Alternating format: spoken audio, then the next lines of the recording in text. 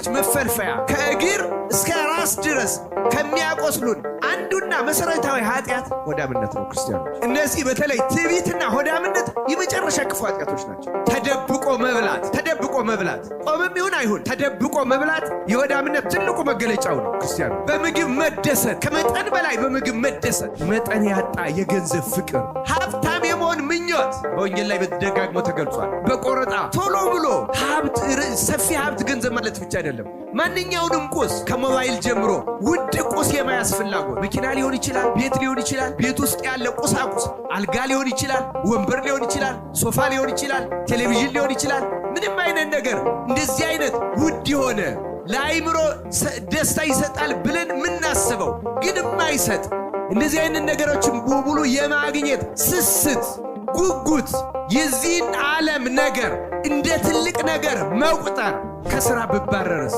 እንደዚህ በሆነስ እንደዛ አትፍሩ ክርስቲያኖች፣ ኃጢአት ነው ራሱ። ስለ ነገ እቅድ አታውጡ አልተባለ።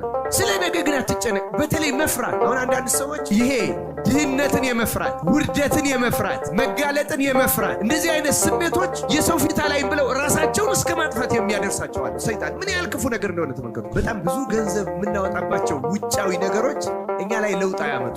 በዚህ ዘመን ሰው ፕላስቲክ ሰርጀሪ እስከ ማድረግ፣ ጸጉር እስከ ማስተከል የማይደረግ ነገር የለም። አሁንም አይደለም የሴቶቹን የጸጉር ነገር አናነሳ።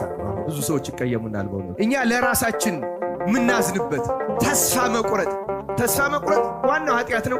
ግን በተለይ በራስ ላይ ተስፋ ማጣት፣ በቃ እንደዚህ ሊሆን ነው እያሉ ማዘን፣ መተከስ፣ ቁጭ ብሎ መጨነቅ፣ ይሄ ትልቅ ኃጢአት ነው። አሁን እኔን እግዚአብሔር ይሰማኛል እንደዚህ ስላል ትውታን ናችሁ ብሎ እግዚአብሔር አይሰማንም። ነገር እግዚአብሔር የሚሰማናል ኃጢአተኛም ብሆን ኃጢአተኛነቴን አምኜ ስጠይቀው ይቅርታን ይሰጠኛል።